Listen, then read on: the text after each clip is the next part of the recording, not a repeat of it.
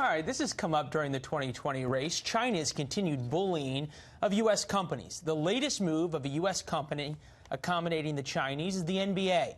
They've canceled all media availability for the rest of their 2020-2019 preseason games in China, saying in a statement, "We have decided not to hold media availability for our teams for the remainder of our trip in China.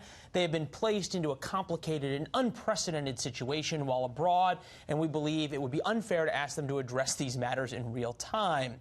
The decision comes as the NBA faces backlash from China over a now deleted tweet by the Houston Rockets general manager in support of the Hong Kong democracy protesters. For this, we bring in talk radio host Jeff Crouere, the voice of New Orleans, home to its own NBA team now. Jeff, this may be the first time that the NBA is silencing their players. I thought players should be able to talk whenever they wanted. You make a great point, Leland. I mean, this is supposedly a woke league. Remember, they've criticized the police. They took out after North Carolina because of the bathroom bill there. They canceled their All-Star game. So now they're really silencing them over the issue of freedom. I mean, Hong Kong is trying to get more freedom for their region. And the tweet by the Houston's Rockets GM was, I mean, completely innocent. All it did was stand up for freedom. They made him apologize. And then all of this has, happened after that I think is reprehensible. Leland, I'm a NBA fan from the days of Pistol Pete Maravich. I mean, I used to see him when he was playing in New Orleans for the Jazz. I idolized him before I idolized Ronald Reagan. And it's just sad to see the league going in this direction. It's not just the NBA, though, and it's easy to pick on them. And you've got Steve Kerr, who compares communist China to owning an AR-15, et cetera, in this moral equivalency. That's been adjudicated. But isn't this just really a symptom of a larger issue of how much control the Chinese now are having over a lot of facets of American life that we don't know about?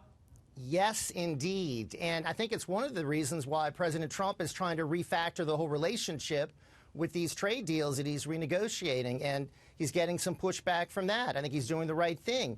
China has been taking advantage of the United States, Leland, for years now. They've rebuilt their military based on what we've pumped into their economy. Now, of course, we got Nike. What we've pumped into their economy and what they've stolen from us, too. That helps. And also, well, these trade deals, I mean, look what kind of deficit we've been running with China.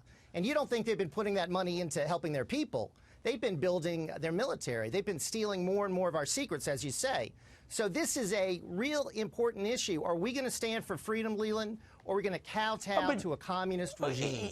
Let's listen to President Trump, then we'll come out and talk about it. Okay. I got to tell you, I just made a great China deal today for energy, for the farmers. So for your senators and your congressmen that are here, that was one hell of a deal. This is phase one. Phase one. That was him last night in Louisiana. Part of that deal, if you believe the reporting that's out there, certainly evidenced by the fact that President Trump hasn't said much about Hong Kong and the democracy protests. You want to talk about kowtowing to the communist Chinese? President Trump hasn't said, look, one person gets hurt on the streets of Hong Kong and we're coming after you. He hasn't said anything like that. Well, he's the first person to change this whole dynamic as far as the trade deal. I mean, you have to give him credit for renegotiating the trade deals with China, which have been very pro-Chinese and anti-American. So at least he's really brought this to the forefront. But that's different than standing up for democracy, isn't it? I wish the entire administration would stand up more for Hong Kong. I think the American people do. I mean, we recognize people that are protesting for freedom there. And by the way, they're shooting protesters on the streets. Yeah. And you know what those Hong Kong protesters are doing, Leland? They're singing the national anthem. They're waving the American flag. Yeah, they are doing that. We should support those people 100%. Well, and the NBA should, too. Well, good thing you don't have any Chinese listeners, because we know what happened to the Houston Rockets GM. Real quick, I want to get your thoughts on the governor's race down there. The president showed up today. It's that jungle primary that exists today that you guys are having. Predictions, did the president make enough of a difference? John Bel Edwards is pretty popular, isn't he? Here's my prediction, Leland. Because of the president, Mike Pence, Don Jr., all the Republicans coming here, there will be a runoff. We'll keep John Bel Edwards below 50%. If you would have asked me 3 weeks ago, I would have said no way. He would have won because of the president, because of Republicans getting involved. Finally, Leland, this took forever.